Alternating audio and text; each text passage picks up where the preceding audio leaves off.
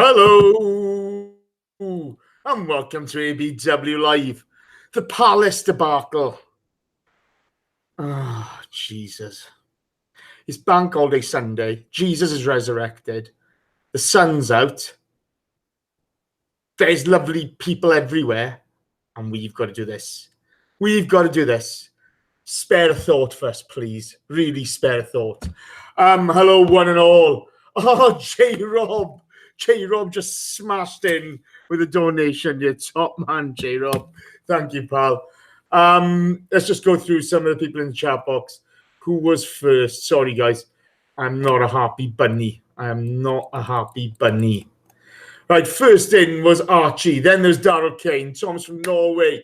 Matthew Wright. And 235100 is there. Mr. Destroy Arman. Gary Donahue's there. Who else? Daryl Kane, DK Druid. I said Thomas from Norway. I don't know what I'm doing, guys. I really don't. No Sleep 09 is there. Pap Brady's there. Oh, hello, you beautiful people. At least you're cheering me up. I've had a crap week. And this has just made it worse. So in any case, let's get into this. First of all, congratulations to Paul Price, the Crystal Palace fan, and all the Palace fans. A well-deserved victory for Palace today, but especially for Paul, who, along with 99 other wonderful football fans from both Crystal Palace and Arsenal, walked the 12 miles from Selhurst Park to the Emirates, okay, and to raise awareness for mental health. The likes of Al Sarpong were on there. There were just a lot of good people that we deal with on Twitter a lot of the time who turn up and who've just done a wonderful thing today. And it's been lovely for us to be a tiny part in helping them raise awareness for this. So hats off to all who walked the 12, who contributed in whatever way today. Whether you just give them a round of applause, it doesn't really matter. Well done to you all. So if you can give those guys a like, people, that'll be fantastic. Boots TX is back. I'm Marco Bricks UK. Hi, pal. Tonight to my guests, he's the boy wonder from down under. It's Dom. Say hello, Dom. It doesn't, but it's lost a little bit of spice after that, to be honest. I'm not being funny, mate. We'll get into that in a second, okay? We're going to have to discuss a bag of wank today, aren't we? So, here's somebody who's had experiences with a bag of wank. It's the one and only John Welsh. Say hello, John. Hello, John. I can't. There's no enthusiasm in it today. I can't do it. I'm sorry. Yeah, I'm the same. Are you winding me up? Are you winding me up? John, what do you say? Say hello, Hello, John. There you go. Hey! See, listeners, at least you can depend on us for poor jokes and rubbish. All right, let's get straight into this. John, lineups. When we saw the lineups, we were horrified at the midfield. And you had Jenko. Talk me through it. Yeah, I'm going to do that. I'm just going to say a very quick thank you to Unique79, who says, Happy Easter, Mustafi, my goodness, with the donation. And Yvonne, as always, as well. Yes, everyone was pants, but hashtag Mustafi out. There's lots of people asking questions about Mustafi. We'll get to them. But, lineups.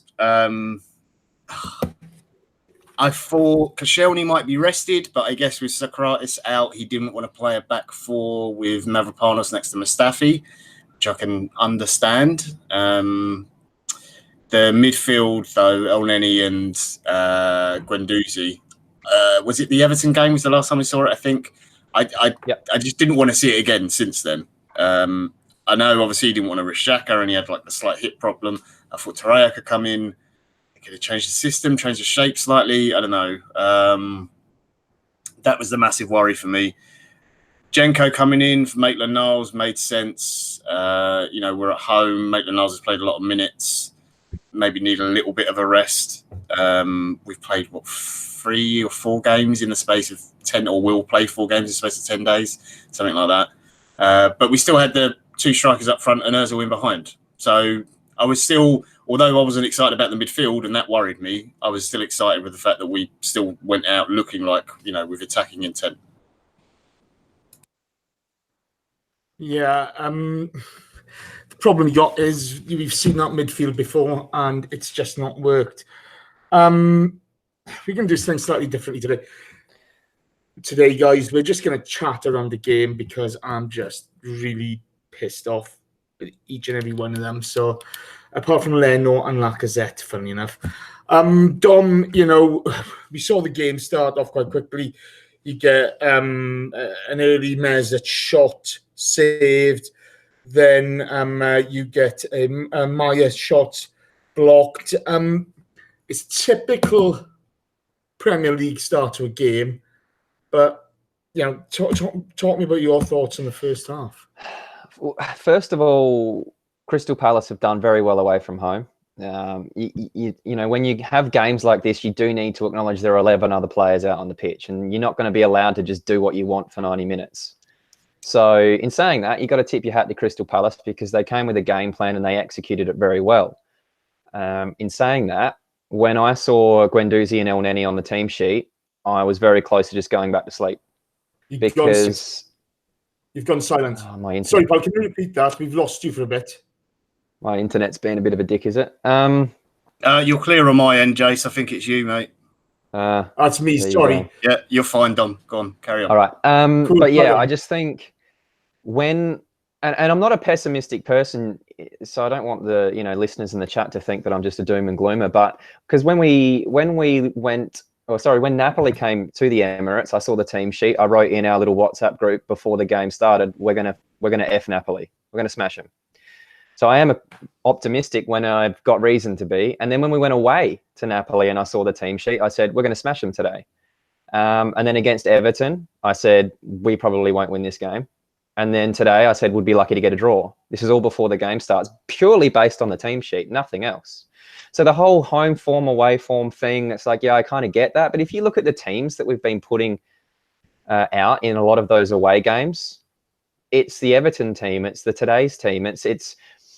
I think we all overestimate the quality of Guendouzi. He's a young kid and hopefully he comes through and he can improve. And I think that he has a lot of potential. So I'm not giving up on him, and I'm not saying that, he's in the same league as Elneny, who I'll get to, who I don't understand what he offers. The amount of times that those two gave the ball away in the first half, I lost count.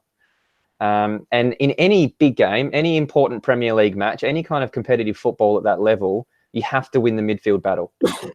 I've spoken to you about this a bunch of times, Jace. If you go back and look at every game that we played this season against a top team that we've done very well, you can always point to Xhaka and Ramsey or Torreira having really good games and dominating the midfield. They give the players or their surrounding teammates first option, because they're winning the 50-50s. They're releasing quickly. Their passes aren't going astray and getting turned over. But also they're protecting the back four because they're able to actually get in and do something. But when you're constantly getting the ball, passing it sideways, letting Crystal Palace get back into their two banks of four, you're playing into their hands. And then if you don't have the quality to pick a pass and you're constantly getting it turned over, you're going to get counter-attacked for 90 minutes. And that's what we saw today. And it just so happens that Crystal Palace do have some talented forwards that can cause you some issues. So whilst there was a lot of other factors in today that I'm sure we'll get to, it's the midfield. If I see that midfield like that, I'm almost not interested in the game. I know that sounds really off as a supporter and as a fan. Still watched it anyway, still hoped, but my optimistic levels just go to zero when I see that kind of team sheet. Yeah, look, let's be very honest, okay? There's only Leno and Lacazette who I have any respect for coming off that pitch today. Everybody else I thought was gutless. We're going to go into it now. Let's go to the first goal, John. I mean, it's a corner. And what is Jenkinson doing playing everybody on side? The first one was the free kick, wasn't it? Yeah. Yeah, that was the Benteke header. Sorry, free kick, yeah. Well, I mean, you have... I don't know what Jenkins is doing, but I would go back before that, even to giving the free kick away in the first place. it's Mavropanos making a really stupid foul. What 15? What minute was it? 15, 16 minutes into the game. Yeah. He's out on the right wing. Benteke's not quick. He's not really causing any danger there. You've only got to show him that he doesn't need to make that challenge and give that free kick away. Palace are a big team, and I know that our record against set pieces this season is actually quite good, but just don't give them that opportunity. So you give away a stupid free kick and you also get a yellow card. Then you go to the free kick itself. It's a really good ball in, and I think there was one before that they'd put a really decent delivery in and we hadn't really marked up properly. But yeah, Jenkinson doesn't step up with the rest of the team when he should do. That doesn't negate the fact that, the whole team is standing there with their arms up and not actually running towards the ball. Now, I'm not saying... Now, look, Benteke is Mustafi's man in that line, and you can see that. Yeah. And I'm not saying Mustafi is necessarily going to get to him or get to the ball or anything, but he should still at least follow in, and they don't react at all.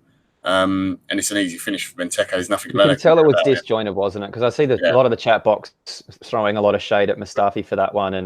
And like I keep saying, with goals that you concede, especially like that, it's a succession of mistakes. You can get away with making one mistake. Yeah. Sometimes, not all the time, but sometimes.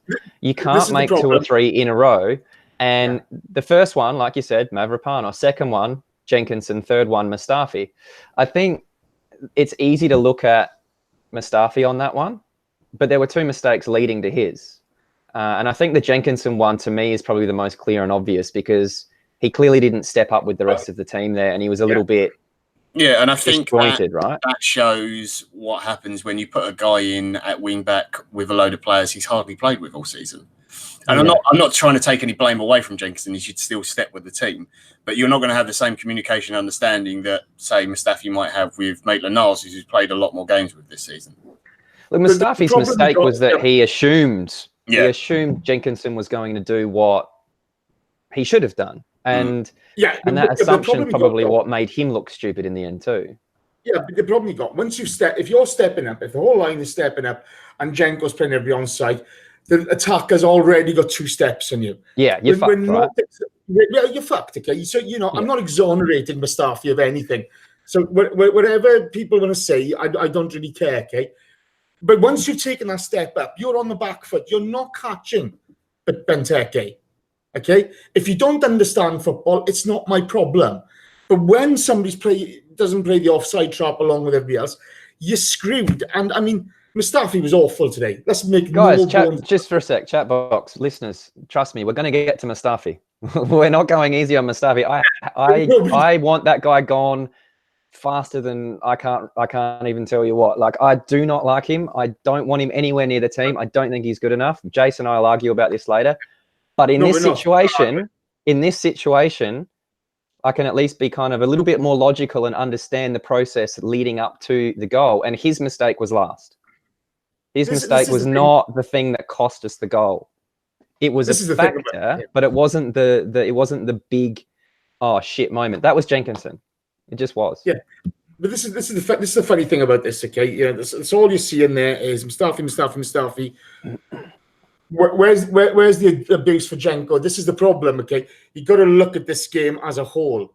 The man just set us up with a poor midfield, which he's seen not work. Okay, and there's where it starts. I mean, after that, we're on top of the game here, John. Okay. We've got plenty of possession, but my God, we're useless with it. Our movement off the ball was awful. The midfield is not moving the ball quickly enough. I mean, it was so painful to watch, wasn't it? Yeah, first half was pretty dreadful. Other than, there was a brief little flitters from Lacazette when he could get on the ball, and 1 or 2 times Ozil, I thought, did some nice things, but. Other than that, it was so much sideways. It was very slow. You heard the crowd getting on Elneny's back every time he was passing backwards with the ball instead of going forwards with it. How many times when you saw that, John, with Elneny, I want to get your thoughts on that. How many times did you kind of agree with the crowd where you saw him pick the ball up? Did you think there were a lot of opportunities for him to play it forwards? Do you think that the crowd were just getting a little restless because of the scoreline, or what are your thoughts on that? Even if it was 0-0, I think they would have got on his back because he's one of those players, and he's seen as very basic. And at home this season, we've been quite exciting to watch. For probably nearly all of the games, to be fair. So that's not the sort of football fans pay their money to go and watch, especially at the Emirates. I don't think there was a ton of options for him, if I'm honest, in the first half. And again, that's not me defending him. I still thought he had a really bad game. I thought Guendouzi did as well. But for those two, in the system we played, the player that they should have options, should be presenting them with an option, should be, Mesut Ozil, obviously, and should be the wing-backs. Now, Kolasinac was always high up the pitch, but every time he got the ball, his crosses were either awful, or he didn't get them in, or he lost possession. Jenkinson wasn't great down the other side either. And Ozil, to be perfectly honest, in the first half, for a 5-minute spell, he was good. But other than that, he spent a lot of his time out wide and not in the middle and picking up the ball where you really wanted him, where he could affect the game.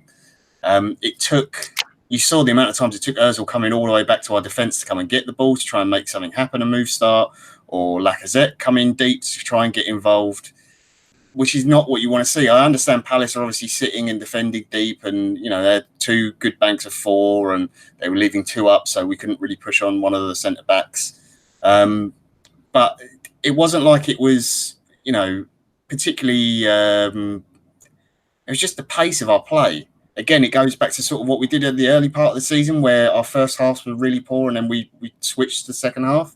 But we just didn't seem to play with any tempo. It was almost kind of I don't know if the players went into this, and maybe you buy into this a little bit, Jace. Because of what has happened in the Napoli game, we've got through, we're in the semis, we're doing really well. The results that have already happened this weekend, and our form at home and the way we've been, and basically, for the most part, blowing away most teams at home. Do you think the players went out today with a little bit of this should be fairly easy for us attitude? Yeah, I think they're starting to believe the hype. We spoke about it on the midweek show, how poor our defending has been. Okay, how many opportunities did Napoli have? How many opportunities did Watford have the previous game? And they had 10 men. And we're still facing the same problems. And my real issue today is the manager he's seen what we offer with Elneny and Guendouzi in the middle. Guendouzi's still 19, okay? I thought he was horrendous today. He didn't move the ball quickly, takes too long on the ball, pisses and moans at the referee when he knows John Moss isn't going to give you anything. Okay? John Moss isn't going to give you anything. So why are you still lying on the floor when play is going on? Right? But the thing is, the midfielders aren't, you're talking about movement up top. Ozil was horrible. Aubameyang was horrible.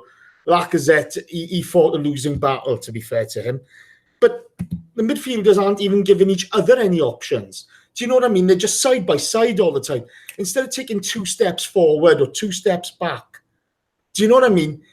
With all the possession we've had today, we should have created far more opportunities. But, you're looking at, if Unai Emery's relying on a 19-year-old kid to get us through games like this, and a player who he's hardly played all season, so the guy is rusty as hell. And don't get me wrong, I'm not Elneny's biggest fan. I used to think he could do a job. That's gone. But you're looking at it. Movement up top is awful. The movement from the wing backs is not great. Okay, they're always covered, and yet they're not even helping each other. So there's this side of things, okay, where you have to take a look at it and look at the manager and say, well, look, why is it going so badly wrong in so many first halves? I think the other thing that today that you could see was missing is we didn't have anyone who could carry the ball on the pitch from the start of the game. Yeah. And it wasn't just the midfielders who were lacking options when they got on the ball. The amount of times you saw Mustafi get the ball, who generally is one of our better passers out of the back three, and he had no one to go forward to. He's like screaming, saying, there's no one in front of me to pass to, and he has to just go backwards to Koscielny or to Leno, or back across to Mavropanos. And that happened a lot today, especially in the first half. I think it was poor. Sorry, John, Dom, I want to come to you on this, okay? You look at the poor movement, okay? You're looking at a lack of options, yet you're looking at so much possession, and yet we look neutered.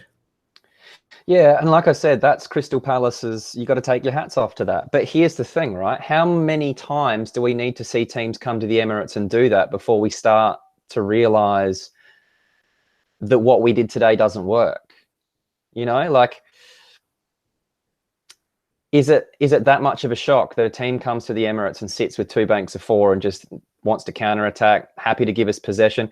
If I was Roy Hodgson didn't really have a very difficult job today, to be honest. I mean, he looks at the lineup and goes, well, I've got Elneny and Guendouzi in midfield, so the ball's going to be played really slow. We're going to have plenty of time to get back and get into our defensive shape. And we'll just launch some counter-attacks and we'll just see if we can nick a goal or two. It's not rocket science against us. And that's the part that worries me the most, is that you shouldn't have to rely on a team coming to the Emirates and wanting to play football and giving you the openness to play to be able to do well, because chances are more often than not, that's what's going to happen. And it just seems like you said, we're neutered when teams do that. You know, people will sort of point at Ozil's performance in the first half. I don't know what else he was supposed to do. The ball was getting to him so slowly that even if he was in his number 10 role, he would have been surrounded by 17 people, because Elneny and Guendouzi want to pass the ball sideways every time they get it. Look, the one thing hang on, Jace, hang on. The one thing I'll say about Guendouzi, at least when he gets the ball, he looks forward a little bit. Yeah. And then he gets the ball and passes it backwards before he's even taken a glimpse at what's potentially up the field. That's what I was asking John earlier, that what I noticed when Elneny was getting the ball is that there was no desire to try and push the play forward at any kind of pace. Now, I would love anybody here to run around in that number 10 spot today and see how much space you could get. No wonder Ozil was dropping deep and going wide. Yeah, but when he's more effective between the lines, he wasn't even travelling between the lines. And this is but you can't see that though, Jace, because the ball's going backwards. The camera's not on what Ozil's doing. It's not always going backwards. He's not giving them an option to go, mate. I'm afraid. I'm sorry. I think if Elneny gets the ball and passes it back to a centre-back, and Ozil could be sitting there going, well, you know, if that was Ramsey or Xhaka or Torreira, that's where I get the ball. And then it's too late. Yeah. It's too late. If you don't play that first time and quickly, it's too late. And the second problem you have is neither Guendouzi or Elneny have the technique or the skill to make those passes in the first place. Obviously not. Jim Howson's just given us a donation. Cheers, Jim. And he says Wayne Hennessy has a better defence than the Arsenal. Correct. Sad but funny. I don't know. I mean, John, you know, we're looking at, we got plenty of possession. We're not really threatening anything. I mean, you know, there's plenty of shots blocked. And then you get the Wan-Bissaka handball. How does John Moss not give that? I don't know.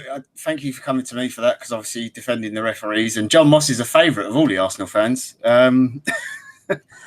I saw the replay of Wan-Bissaka, and it is clearly handball by today's rules. Anyway, with the whole silhouette. I'm surprised you're not saying that Kolasinac should be sent off for some reason. How dare you kick the ball into his hands? Red card. No, it's terrible. No, I mean, if I'm honest, I think he's just trying to probably cover his face a little bit. But he knows he's got away with one there, and it's a penalty. It should have been given as a penalty. It wasn't. Yeah. It wasn't even close, let's be honest. The only assumption I can make is that from John Moss's position, he doesn't see it.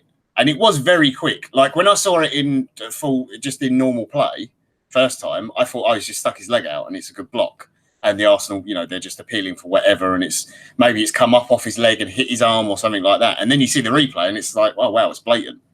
You know, so I can only assume that John Moss was just in the wrong position to see that. So the linesman's not going to be able to see it from the other side of the pitch. So here's where the argument for VAR comes back in, doesn't it? Because the application of VAR in its current state needs work, needs tweaking. But that's the kind of horse shit that you don't.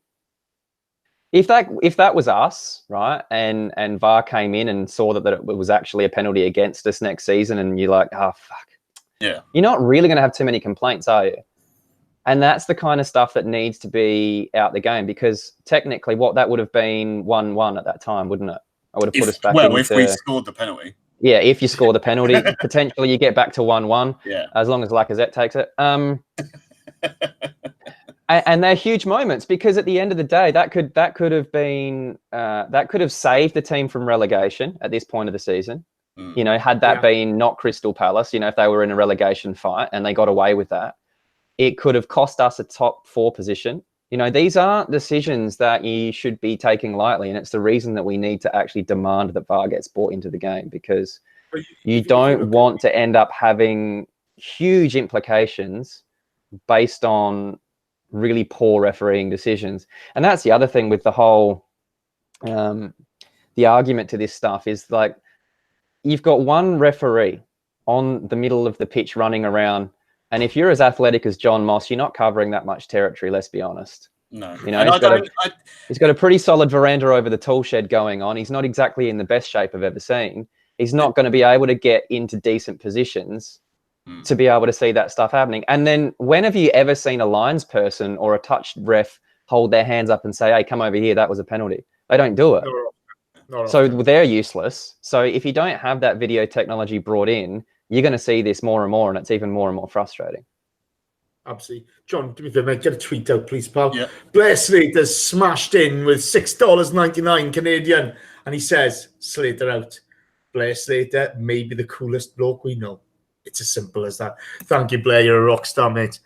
Dom, I'm going to come back to you on this. Then we get a double save from Leno from Boyota. Oh. What's the guy's name, John? Boyote? I don't know. He's on you. Chiarte, whatever. Chiarte, yeah. Must be West Ham. Chiarte. Yeah. What a double save from Leno. Just keeping us in the game at this point, isn't it? He, I don't know about you guys, but when we first signed him, I hold my hands up and say, I mean, I didn't think that he was going to be terrible, but I wasn't really that over the moon about his, you know, arrival, to be fair. But I've been proven to look like a bit of a muppet because he's been exceptional this season. He really has. And it just shows, you know, a good goalkeeper like De Gea, when he's played some of those seasons at Man United, can get you a fair way up the table. Just that one individual performance week in, week out. And what we saw from Bernd Leno today has been the norm. And that's been very, very promising with a defense that he hasn't really had a whole lot of help. So, yeah, I think there's been a lot of games that if it wasn't for Bernd Leno, we may not have, like, you know, there are points on that table that he could sit there and say, yeah, I've got us about 10 of those just from his individual performances. So unfortunately, even he wasn't able to influence the game in a positive way for us today, even though he had a fantastic game. Yeah, he did. And Chris Reed, how terrible everybody else was. Chris Reed, he smashes in with donation and says veranda over the tool shed. I think that's tickled him. I really do. Brilliant. You got to sneak some in now and then, you know. After a performance like that, you know, I'm trying my best to put a smile on your face. Oh, Christ! After that, mate, I'm sorry. You know, some of my notes. Well, that's PG compared to what I said after the comment to John the other day. What was that one? That was a. Oh yeah. Oh, that was the Napoli game, was it? Yeah. Yeah. People asking you about if they want Spurs. Spurs winning or. Oh, guide your mum, your dad into your mum. Yeah. Yeah. We enjoyed that. Some of my notes, John, here. This is dog shit. Feeble defending. fucking awful midfield. Why is Guendouzi rolling about all the time? You know, is fucking Elneny actually going to go forward? You'd have thought they hadn't prepared for this game, wouldn't you? That is some high-class analytics there, Jace. Yeah. You know? I got to be honest with you. I'm looking at you don't enjoy your game of football at all. That was today, wasn't it? You're watching this pile of steaming manure. Okay. You know, I'm watching. Try and kick a ball around. Do you know what? You know, my God, I want to defend people. I really do want to defend people. But people have pissed me off. You know, you're probably the only one that does, because the Arsenal players definitely don't. No, they don't want to defend shit. I've tried defending Mkhitaryan. I've tried defending Mustafi. I've tried defending. You know, I've tried defending them all over the time. But right about now, okay, right? I'm just missed Socrates today, Jace. Oh, mate, I'm not being funny. Hey, where was the cunt? Picked up a cheap yellow card, didn't he? To get himself Yeah, banned. but he likes defending. At least he likes defending. Look, you can tell whether he's good at it or not. Mustafi doesn't even seem to enjoy defending. I think he's shocked. He tries to run away from defending. If he's, there's a sniff of my job coming up, I'm out of here. We just need to get him gone. You know, that it's at that point where he needs to leave the club. Thoughts on the first half, guys, because I just don't. We've summed it up, Jace. I think, like you said, it just came down to Crystal Palace doing a really good job, and they did, and us just not having the quality. And again, if you put out, I saw someone earlier in the chat box. Forgive me, I can't remember exactly who it was about. You know, like you need like having workhorses in the team. Well, not at this level. You know, if you're trying to win a Europa League and you're trying to make top four, you can't have workhorses in the team. Like you can't have Elneny and say, oh, he's a workhorse. You say, no, he's just not good enough. Guendouzi right now shouldn't be. If you played him today with a Xhaka or a Ramsey, you can get away with having a kid like that run around where he's got some help. But if he has to be the centerpiece of the midfield because he's the best midfielder out there, you're in trouble. Because Elneny really isn't good enough. It will show in the summertime. I remember I spoke about this the other day. Everyone's on about, you know, Ozil's contract. That's why we couldn't re-sign Ramsey. And yet you've got Mkhitaryan on the bench getting 200k a week doing nothing, and then you've got Elneny running around passing the ball sideways.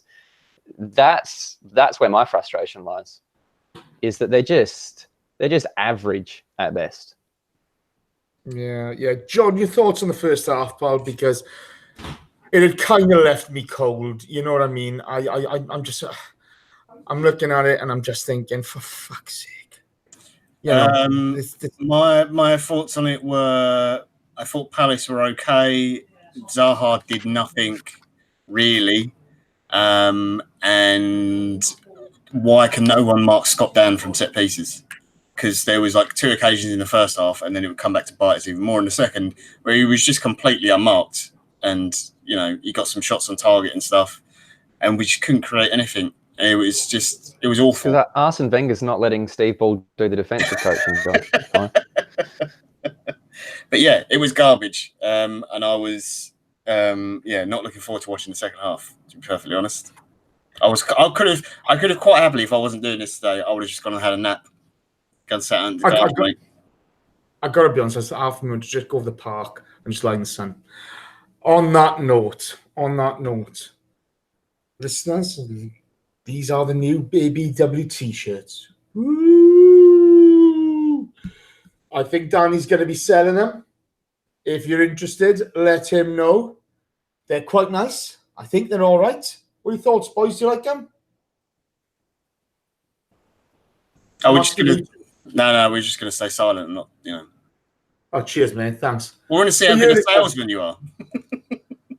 Do I get a free set of steak knives? You get a free t-shirt. You get a free t-shirt. No, they are lovely. Jace, you know I'm a fan of anything black. Hang on. Okay. On to it. Now, it's Bank Holiday Sunday. It's Easter. Jesus has arisen from the grave. He has. Moved up older with his guns and his six-pack. Preach, Jace. And we've had to sit indoors on a beautiful day watching that steaming pile of turd. Turd. And here it is. I'm looking at the like button. I've only got 42 likes. Only but 42. 240 people in there. 240 people in the chat box. And I've got fucking 42 likes. 42. 42! You're a shower of shit, chat box. You're a shower of shit. Honest to God, okay? You're like Mustafi defending against Zaha. You're that bad, okay? Ooh. You're an embarrassment, okay? You're an absolute embarrassment. I'm not being funny. Your parents, right about now, writing you out of their wills because, unfortunately, okay, you're just not good enough. You're just not good enough. You get all the free content. Yeah. You like coming in here, shooting your mouths off. Well, we have to put in all this work, and I got 42 fucking likes. Honest to God. You know what, okay, Redder? Don't do it. Just no. Just don't hit the like button. No. Leave us at 42 likes because actually it sums you lot up. You're like Jenkinson defending a corner. You're as bad as Mustafi defending. Oh, Jesus Christ. Honestly, you're letting the side down. You're like Unai Emery picking a midfield today. That's how bad you are. I expect to see a 10 very quickly. Let's go. Even Theo Walcott scored today. Okay? He's making you look bad. Even Theo Walcott. Jesus, man. Get on with it. Just give us likes or just fuck off. About as useful as Dennis Suarez, Jace. Oh, yeah. What a signing that was. Well done, Raul. Well done, Unai. Fucking dog shit. So in any case, guys, the second half. Oh, Dom, I'll stick with you. Iwobi comes on for Mavropanos. AMN comes on for Jenko. I mean, and then within minutes, Ozil actually impacts on the game. And wow, lovely little move. Lacazette and Iwobi involved. And what a finish from Mesut. It was fantastic. It's just disappointing that the game's scoreline finished like it did, because we're probably not really going to give that the credit that it deserves, because it feels a bit, I don't know, it just doesn't feel right celebrating something like that when you lose. But I don't know if there's another player in world football that does that. Like that's how special that is. It's not an accident. He knows exactly what he's doing. It must be extremely difficult to do, and every time he's done it, he scores. It's but you're right. The lead up to that, Iwobi was it Iwobi that did that nice little pass? Lacazette got the ball, another really, really nice little pass through. The ball from Lacazette was just amazing. Sorry, wait there for a second. Kushal Shah, if you don't like it, fuck off. Leave. I really couldn't give a monkeys. This is what we do week in, week out. We have some fun with it, okay? We're having a bit of a laugh, right? If you don't like it, fuck off. Sorry, John, carry on. I'll do you one better. Hang on. There you go. Twats. Fucking coming in here, giving it the fucking hard one. But so no, the Lacazette ball was really nice. It was, wasn't it? It was really, really nice. And again, that's the kind of sort of play that you would expect a little bit more of throughout the 90 minutes, right? Not just for the one or two that it pops up now and then. And they just Palace completely run down there. Super Freeze has gone. Fuck off, you prick. We're banning some people today. All right, Ben Hammer's coming up. Let's go. Crack on, No son. time to be celebrating the rise of Jesus. Jason's got some banning to hand out. MC Ban Hammer. Like I said, that sort of play is something that you would hope that you'd see a little bit more of throughout the game.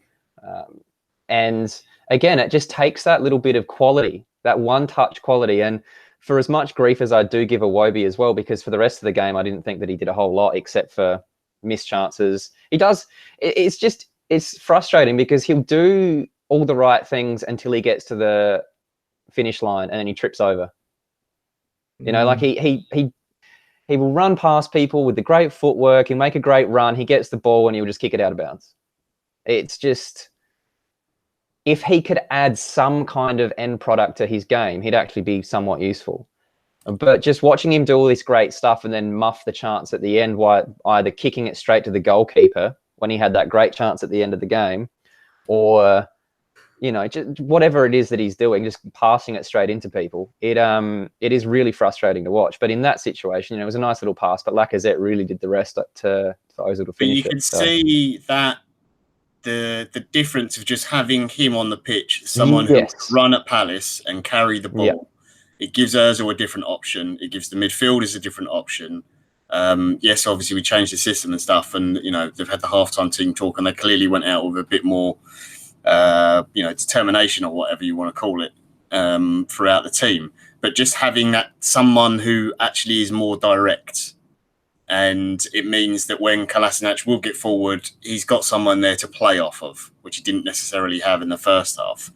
And I think that it totally changes the dynamic of the team, and it brings the best out of players like Ozil. There's no doubting that he clearly improved his performance in the second half to the first for that sort of, I don't know, 10, 15 minutes when we came out in the second half, because he was absolutely everywhere and he was popping up so much more in the middle with the ball and playing those balls through. Iwobi was getting on things. Aubameyang and Lacazette were appearing more on the ball. And Palace looked at that point, I thought, oh, okay, because we got the goal so quickly, it was like, I properly relaxed then. I really thought, oh, okay, we're just going to take it to them now and we'll sort of cruise ahead, because Palace looked like they were in real trouble. This is the thing, okay? On my next note, it will be playing with real conviction, okay? Ozil looking at it.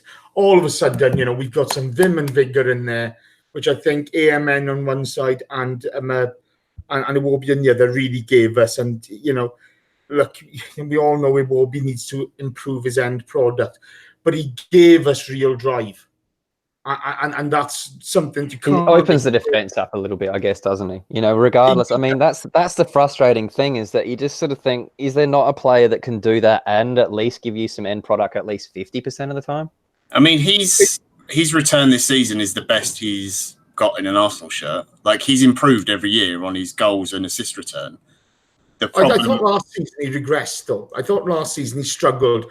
And it was so nice to see him really, this season improve, step up. Yeah. But you just want that little bit more out of him, I'm not giving up on him by any means. I think that he can I do think that he can add that. I think that he can turn into, and maybe it's just going to take that little bit of extra experience in game time. Some players take a few years longer than others to sort of really blossom and that. But I think the other thing as well is, are we expecting so much from a guy who plays wide? Like, how many players in the Premier League who play that position get a whole, over 10 goals? I mean, you're looking at basically the only two teams that have those kind of players that will get over those numbers are City and Liverpool, who we are nowhere near. The goals aren't what I'm interested in. The assists aren't necessarily what I'm interested in. For me, it's just seeing him drive into these positions, and players around him making runs and doing things, and he just passes it into a defender, or he holds it too long and it gets turned over. Or I do think he's been involved in a lot more goals than people realise this season, though. I don't think that pass today, the pass today to Lacazette is a perfect example of that. That he's not going to get a stat for that, but he was integral in getting that moving, which is, again, if I go back, something that Elneny and Guendouzi weren't doing. Yeah. That's the big difference, isn't it? That I do see that Iwobi has the quality to make those little passes, and you've seen it, like you said, he can do it. It's just, I want to see it more than one every 10 times. Yeah, that's all. Even if he could do something like that 50% of the time, he would be an elite Premier League player. Oh, to be fair, he gets into the spots.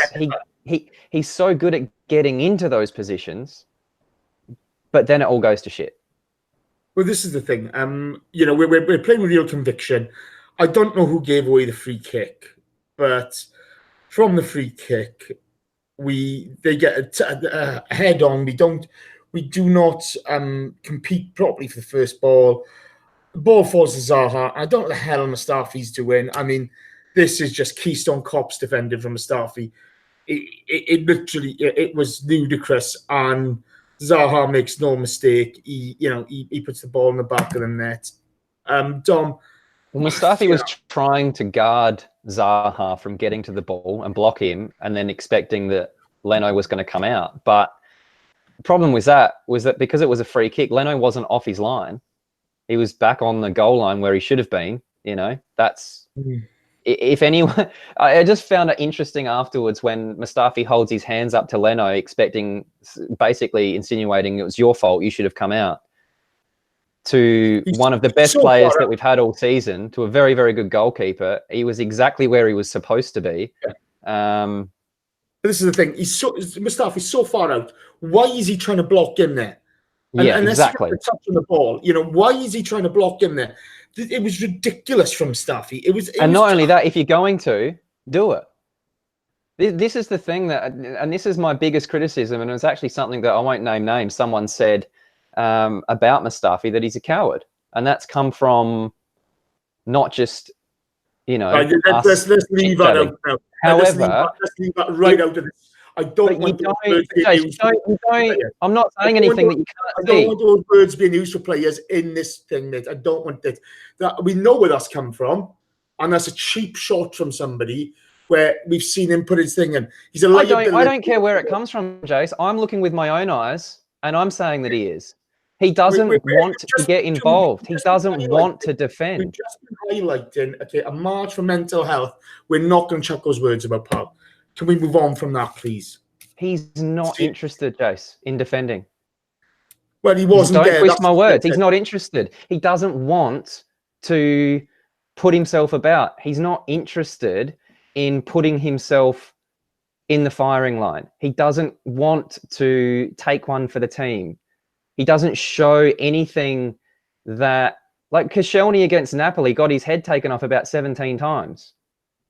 Mustafi's just not the kind of player that I will ever watch play football for Arsenal or probably any club and go, oh, look at that. He's actually prioritising the team.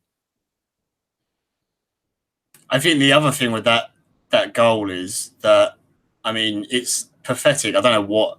If he's trying to shield it back to Leno, I mean, then he's just a complete moron. He doesn't use his body at all. It's the most half-assed, half-hearted effort I've ever seen at shielding a player. Because, I mean, Zaha doesn't even have to run. He literally just walks around him.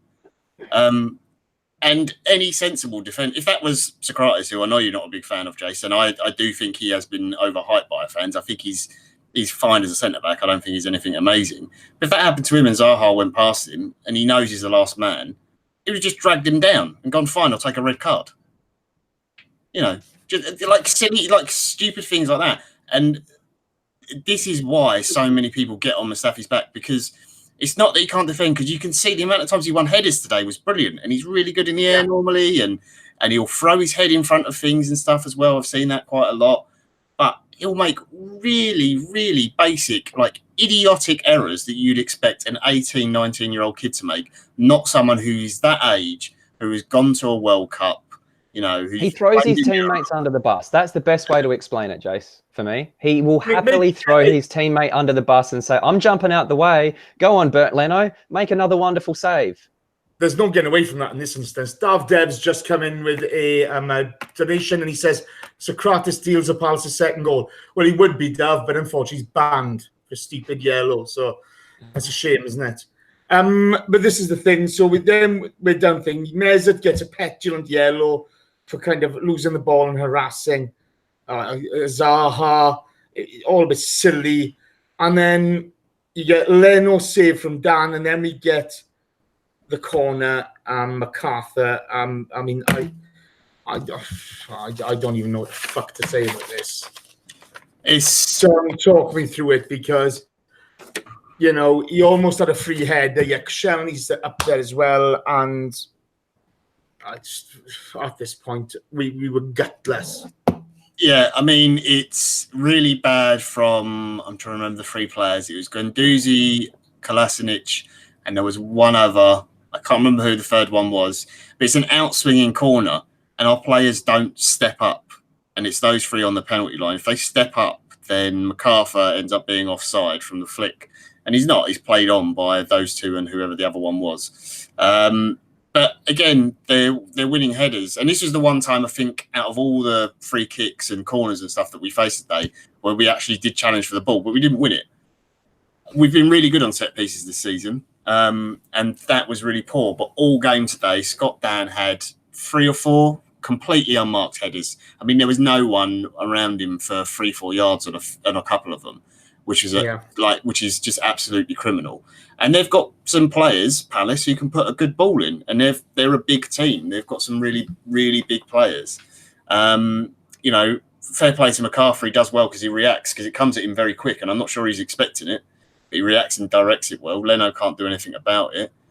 And it's just an absolute sucker punch, because you go from dreadful first half to come out second half. We're immediately on it. Palace are totally on the back foot. We score straight away. We look like we're all over them, to conceding a really stupid goal from Zaha, you know, who I thought that he did okay today, and he's generally their best player, but I didn't think he was that amazing. I thought, if anything, he fell over a lot and was looking at the referee to You know, the bit where he's lying in the centre circle. Yeah, you know, I mean, him and Guendouzi do that an awful lot. Yeah, trying to buy free kicks, and so I thought we dealt with him for the most part pretty well. But then you let him score that really easy goal. It just ups his confidence, and then he starts showboating. Our players get annoyed. Mesut gets a booking. Guendouzi's mouthing off at him again. He'd already been picking at him all game. He starts doing little flicks and tricks and getting easy free kicks and fouls and stuff. And they score that third goal just from, you know, really, again, basic things that we'd actually done up to this game very well for the majority of the season. It's really disappointing. I don't know if maybe the substitution and the change of system meant they weren't picking up the men as well in the second half, because we obviously had switched to back four. We didn't have the extra centre back on the pitch, and maybe people weren't aware of who they're getting. Because we've seen it a few times, the system, when Unai has changed system and brought players on, that some players have sort of looked around and aren't quite sure of where they're supposed to be on the pitch. So that wouldn't surprise me. I didn't think that was the problem. I mean, you know, on the MacArthur goal, okay, you know, it causes challenge and he just doesn't get up there. Dan beats him.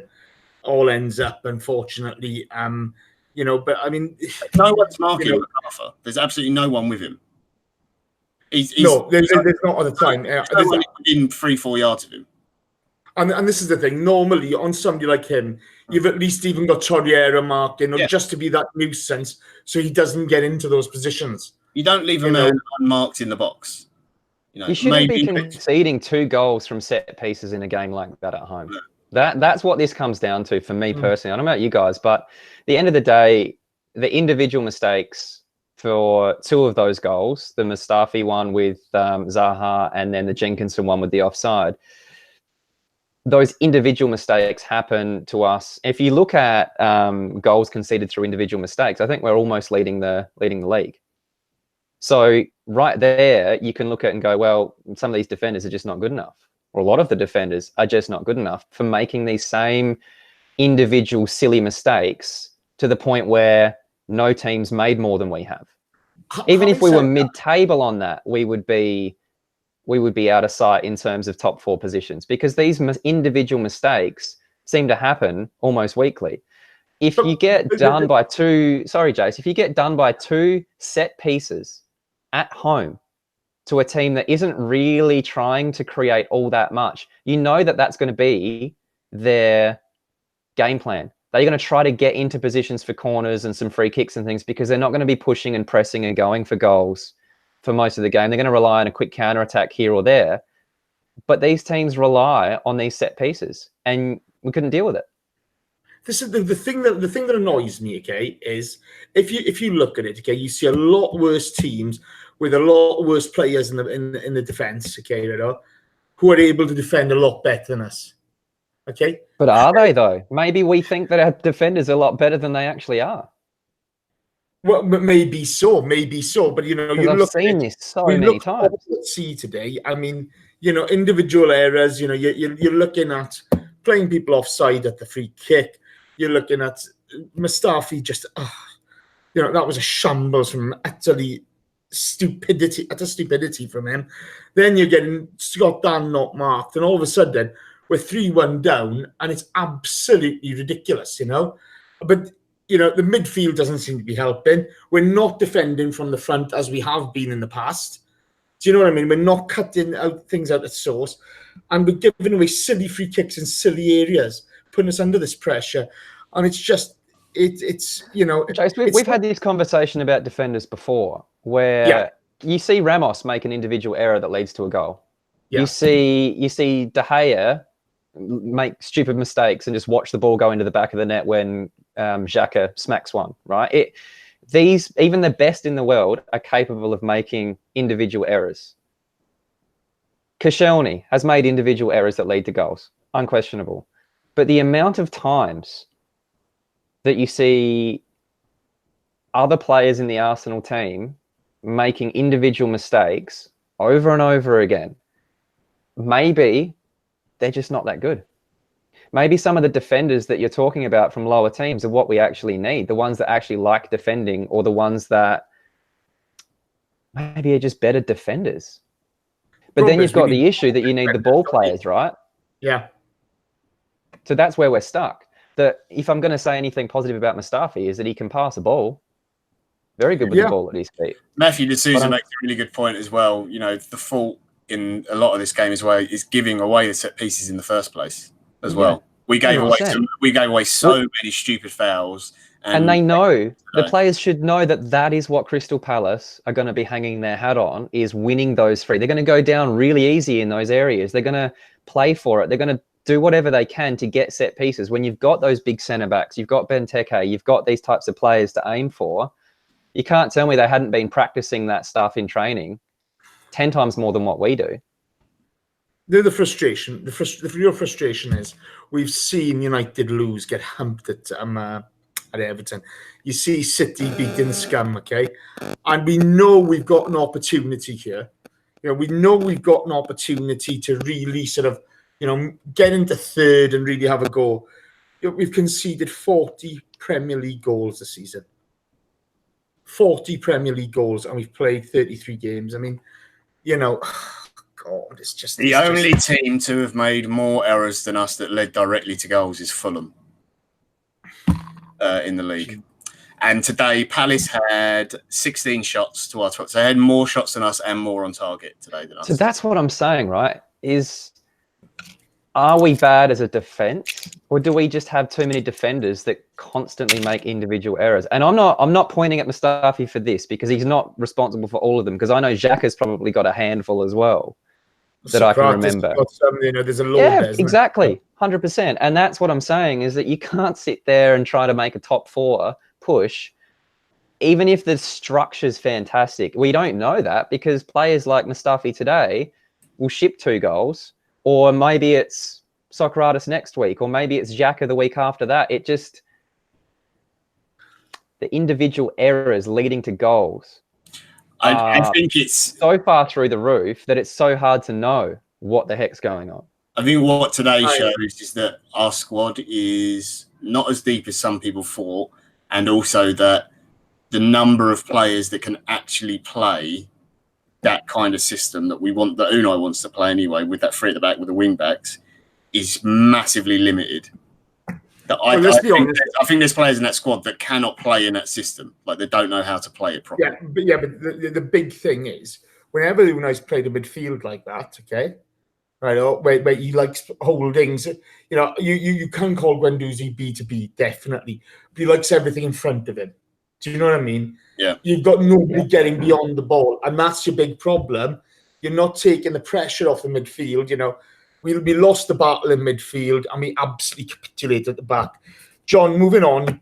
Aubameyang, a great solo goal, gets a little bit lucky with the deflection coming off the play where the ball comes back to him, but that must do his confidence a bit of good. Yeah. I would say if I was a Palace fan, I'd be disappointed with the defending, because I thought some of the challenges were a bit half-hearted. But you've got to have the right attitude and the mentality and stuff. We came out so well in the second half, and then to go to 3-1, it's very easy for players' heads to drop. And there were certainly a few on the team today that I thought did that. But Aubameyang got the ball, picked it up, and just ran at them and tried to make something happen. It's a really good finish. I wish he could take that into his away performances. I hope he does. But in the end, I think other than that, that was really the only other bright spot for us in the game. I thought after that we huffed and puffed and did nothing, and Palace saw it out really smartly, made some good substitutions, I thought, from Hodgson. Brought some more pace on up front to try and run it into the corners when they could. And if I'm perfectly honest on our performance today, I think we got everything we deserved, despite the fact that, yes, we should have had a penalty. Yeah. Look, to be fair, Palace won this game and they deserved to win it. We didn't do enough to win it with all the possession we had. I'm going to come across to you now, Dom. You get Ozil putting a great ball across goal. Nobody quite gets to it. And then the keeper sort of clears it, whatever, or gets a hand to it. Then you get the Iwobi shot saved. And, it was some fantastic interplay leading up to it, but it was just a poor effort from Iwobi. And I'm gutted for him, because You wanted him to bang that away Yeah. and be the hero of the day, didn't you? You really did. It would have been great for him, wouldn't it? For his confidence to kind of get that really important goal, huge goal for the point of the season that we're in right now on the table, and in terms of having games left, and at that point a draw would have been a really good result considering the performance. I think he knew too. You could see he's quite upset afterwards. He's not tried to have such a poor effort. It's just that little bit of extra calmness. If that was, dare I say it, an Aaron Ramsey in that position or a Lacazette in that position, those guys are just instinctual, aren't they? They just slot it away. There it goes into the back of the net. And unfortunately, when Iwobi hits it and it just goes straight to the keeper, not really much on it, you kind of sit there and think, yep. Didn't really surprise me. That's the problem, right? It didn't really surprise me. If he'd smashed that top bins into the back of the net, I would have gone, whoo, Iwobi, where'd that come from? And I think that's the issue. Because if Lacazette or Ramsey or someone like that smashes that into the back of the net, you kind of think, yep, there you go. You expect it, don't you? His endeavour and his conviction when he came on the pitch. Okay, there's a couple of final balls, a couple of poor decisions from him, but that happens with a lot of attacking players, Yeah, 100%. It's nothing to smash him over the head with it. But, with that effort, you just wanted the zest that he gave the team when he came on the pitch. You wanted that to go in simply to say, there you go, Iwobi, you're the man of the day now. Yeah. Because I because we're going to need someone like him to step up now. Yeah. For the rest of the season. It's a shame. John, your thoughts on all of that? Yeah, disappointing. I didn't have much conviction in him getting the goal, to be perfectly honest. But yeah, I like I like Alex and what he does and what he brings to the team. But that is something he needs to improve. But the big point is, like Dom said, we really do need someone to step up. From now until hopefully if we get to the final. I don't know, maybe it's Mkhitaryan for the home games and someone else for the away games. I don't know. Fuck knows. How are those straws that you're clutching there, John? This is a problem again. And I don't know about you two guys. That's the game. Okay, so it's just a little bit of a chat before we go to questions. We're not going to be massively long with this now. We've got two things to talk about. You look at Ozil, you look at Mkhitaryan. There's not an awful lot of contribution between the pair of them for a lot of money walking out the door. And I'm getting more and more frustrated with the pair of them. I thought Mesut, after the second half when Iwobi came on, Dom, he looked at it, okay?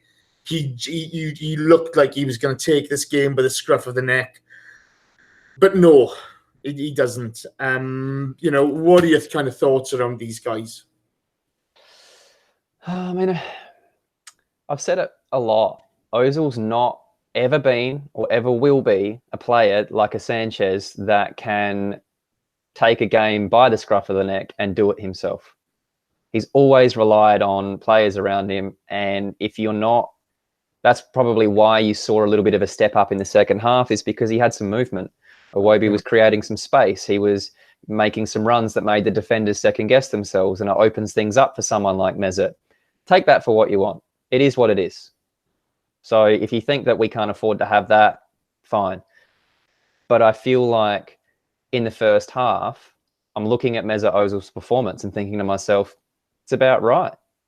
If there's nothing else going on and everything's so static, I don't know what I expect him to do. I don't know what I would do in that situation, because no one ever does. Everyone just wants to point at him and say, not good enough. But how about you tell me what he actually should be doing when there's two banks of four sat back and the ball gets to him so slowly that even if he is in his spot, there's five people around him. And then Iwobi comes on and creates a bit of mischief, dribbles past a player, bit of overlapping stuff, and you see Mesut actually start to look a better player. I don't know. What do you think, Jace? To be honest with you, in that circumstance where they got the two banks to four in that way, I would expect him to be sort of monitoring that in between those lines. Do you know what I mean? Just floating in between those lines, dragging a player here, dragging a player there. But it's almost as if defences aren't that scared of him at the moment. It's almost the ball as if never got passed to him there. Look, whether they get to him or not, okay, if he's dragging a player out of position, then there's a free passing lane to another man, okay? But we weren't kind of playing as a team. We weren't, the performance was so disjointed. I do expect more from Mesut. I see a point. I think it's a valid point. But if he's out wide, he's not affecting defenders. And if he's not affecting defenders or pulling a midfielder out of place by just, playing off the shoulder or, a little darting run here, you're not opening up any space. So, the bottom line is, I'm not happy with him. I'm not happy with Mkhitaryan either. I think there's an awful lot of money for fucking very little return with a pair of them. John, your thoughts on them?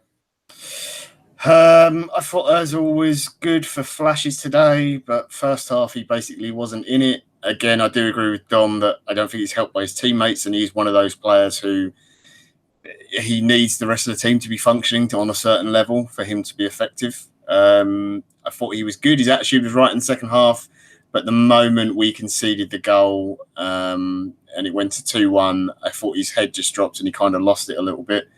And then we conceded the third, and I don't know. I don't always expect that much from him. I get the argument about his wages. I don't like the amount of money he's on. Awful lot to put on one player. Yeah. Honestly, that expectation that he can dictate and influence a game like that by himself and should do every week, I think is ridiculous. If you're a footballer and a football club offers you that much money, I wouldn't say no either. I'd take it quite happily. As for Mkhitaryan, he's so hot and cold. When he wants to play, he's brilliant, but he's one I'd definitely look at moving on. Ozil it's just a completely bonkers out there question just because of the wages he's on. I hope Mickey's easier to move on, but yeah, I would keep Mesut over Mickey if you had to put it. Absolutely, no, absolutely. Right, John, I'm going to stick with you, then come back to Dom on this. We're in a position at the moment where we can still get third or fourth. Okay, and we can still win Europa League. If we do either, if we get third or fourth, or we win the Europa League, or we do both, it's a massively successful season for Unai Emery, regardless of today's result. It's a huge success for him, and he'll rightly take all the plaudits. If we finish fifth and don't win Europa League, does he stay or does he go for you? I think the club would keep him. Personally, I'd maybe move him on. That might seem a little bit harsh. And actually I'm even doubting myself saying that, because I think in terms of what he's had to come in and manage, the very unbalanced squad, I actually think he's done okay. But I would hope there's someone else out there. I don't know. It's a lot to ask in the first season. Bearing in mind, we've seen a lot of dog shit football this season. He's refused to play a player who has improved our performances massively.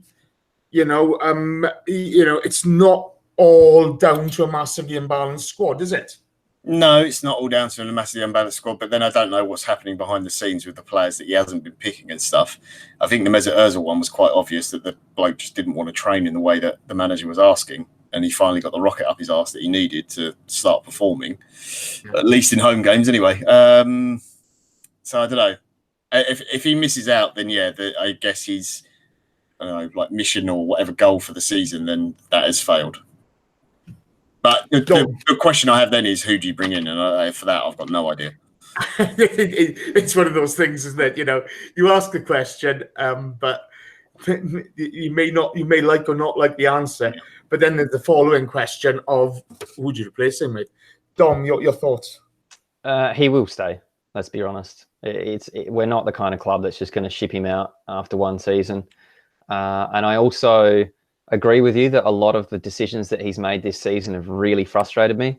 Not playing Aaron Ramsey for big parts of the season, not playing Mesut Ozil when, at the time, Iwobi and Mkhitaryan weren't doing anything defensive or offensive that I could see that would justify that decision. It just seemed like a bit of a personal thing going on there for the detriment of the team. So a bit of blame to both Mesut and Emery in that situation.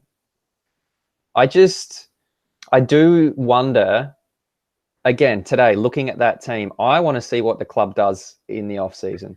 I want to see how ruthless they are without an Arsene Wenger there protecting some of the players, where it feels to me like Elneny would have been forced out the door at other clubs, whereas at Arsenal recently, it's been a little more like, hey, we've got this offer for you.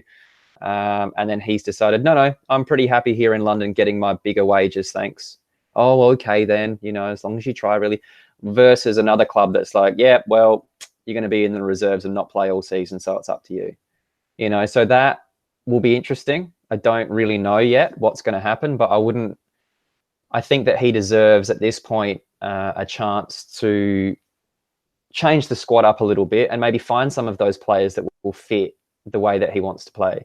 Because I don't think that we're able to actually see a really good reflection of his management style. Like John said earlier, and we've been saying this show, maybe some of the players aren't capable of playing his system. So how do we really know what an Emery team looks like week in, week out, when maybe at the moment he's just kind of, having to put up with that'll do for now. Yeah, it's a difficult one. He frustrates the hell out of me at times, but we're still in it, and I hope that God he gets top 4, he wins the Europa, because one or the other would be nice. Yeah, if he wins both, it's massive for him.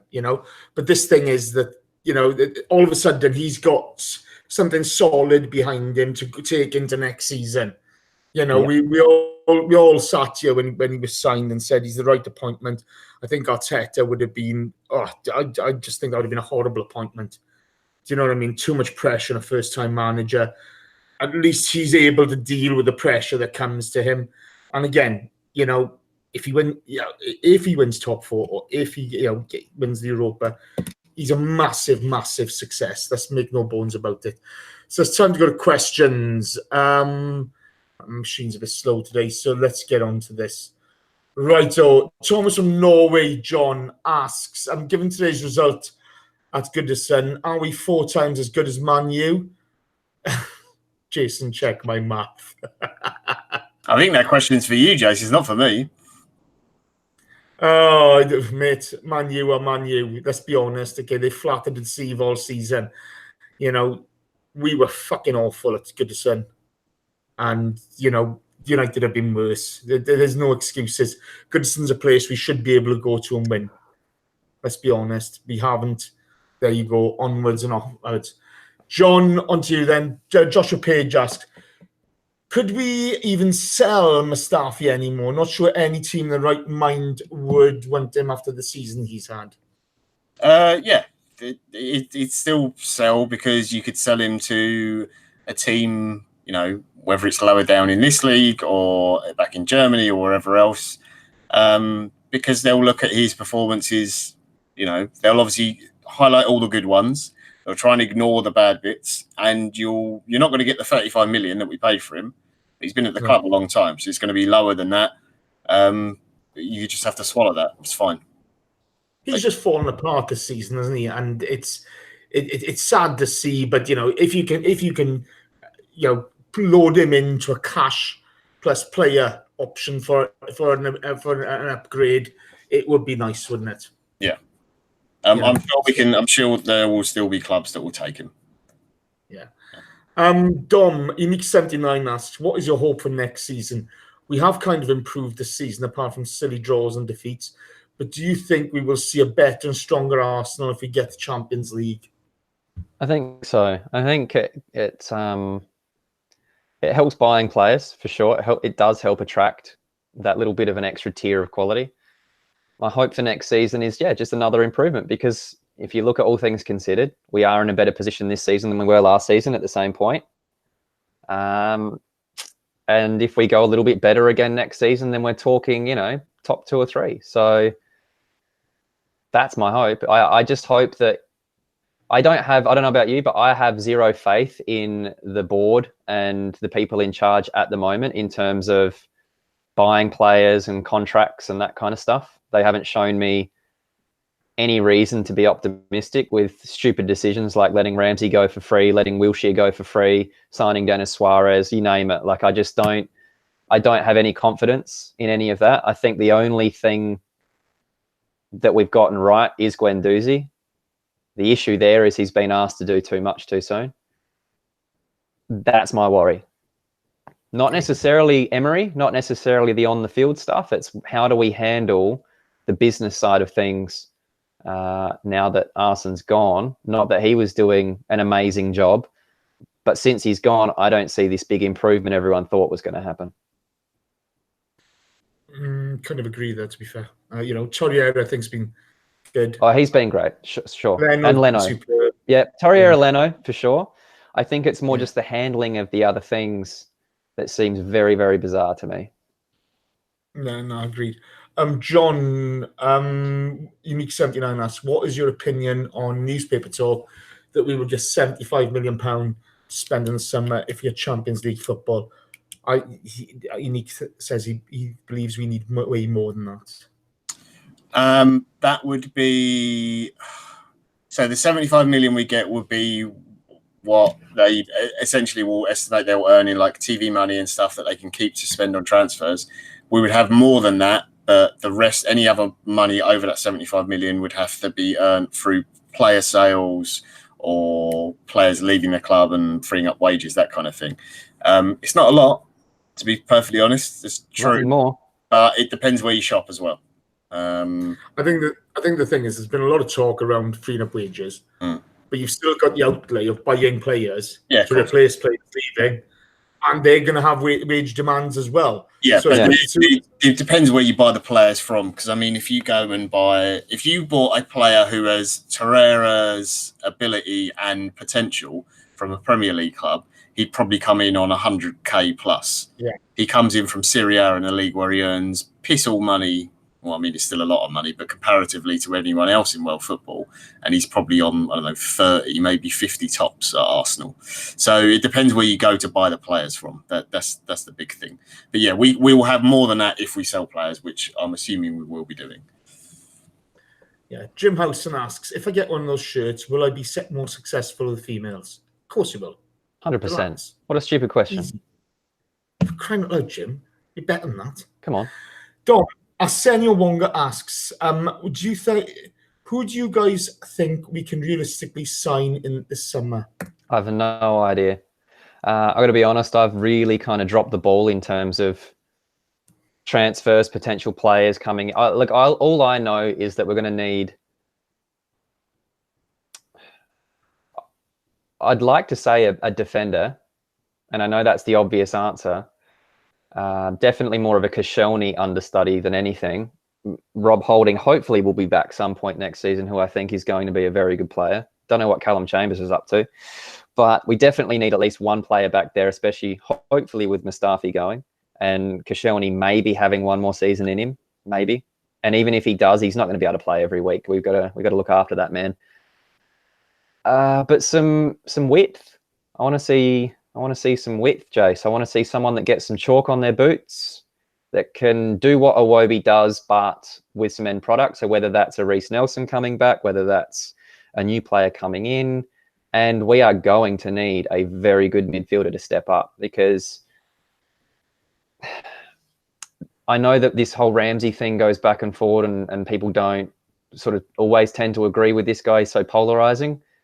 But you're talking about a guy that's been in the club for so long, that's the ultimate professional. We've seen how important he is in big games, especially the last half of this season. We see what it looks like when he's not there. And I don't think people realize how difficult it is to go and find somebody out on the market like that. People are still telling us to replace Santi Cazorla. Doesn't happen.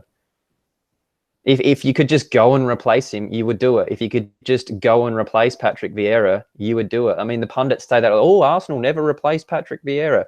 What? Because it's so easy to go and find one of the best Premier League midfielders of all time.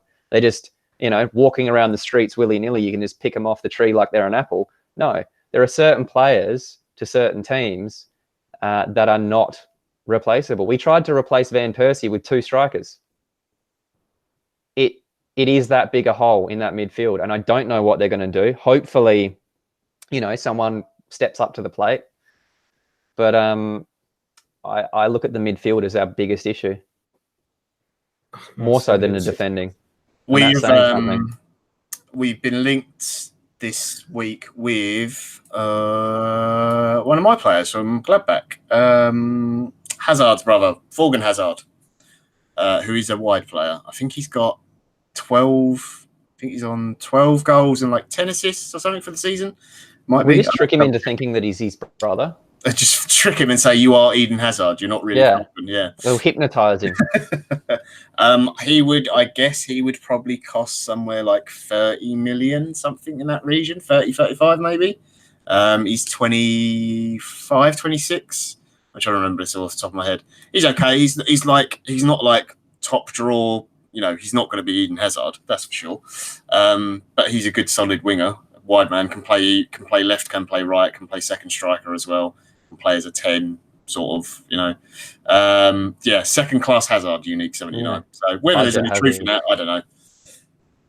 But that I imagine they're the sort of level of players that we'd be looking. They might be the ones who, names that are known around Europe, that teams would look at but wouldn't quite be at the very, very top. They're not going to be on Man City's list necessarily, so they'd be the expensive ones, and then I guess anything under that would be Guendouzi type signing, sort of under the radar, younger players who. Well, the Torreira and Leno are what the hope is, isn't it? Yeah, that we can find a few little gems like that. They're having a good season or two. You can see there's some potential there. You do take a little bit of a gamble on it, and that works out. Yeah. That's what I mean. With the Ramsey situation, it's a lot to ask of someone to come in, I think. This is the thing, okay? We're looking at a kind of money balls type scenario where we need to raise the level across the squad. Okay, so you're looking for value for money wherever you can get it. You're going to take a punt on a couple of players. And then they're not all going to work, are they? No, they're not. They're not. It's impossible for them all to work. But you need to raise that bar. We don't have an out-and-out wide player at the moment, Your players like Iwobi and Mkhitaryan, who are kind of 10-stroke wide players. Do you know what I mean? They're playmakers who play slightly out wide, who always cut in. So, anything there will be an improvement. John, Junior Gunner asks, do you think Guendouzi has been overhyped too quickly? And the hype around him is like Jack Wilshere's first 2 seasons. His goal-assist ratio is poor, gives away the ball, and lacks any discipline in midfield. The hype, definitely. We do that with all our players. I mean, I did it with Iwobi when he first came into the team. I did it with Jack Wilshere when he came into the team as well. Chamberlain. Ox, Walcott. I remember when we signed Denilson before he'd even played, someone was telling me he was the under 19 or under 18s captain for Brazil. I was like, we've got Brazil's future centre mid captain. This is amazing. Because you hear these things and people tell you stuff and you see a little video on YouTube or whatever. I like Guendouzi. I think he's a good player. He has a bit of spikiness about him, which I don't mind. The problem with that is obviously that, like today, if the referee wanted to be a real twat, he maybe could have sent him off for all his back chatting and stuff.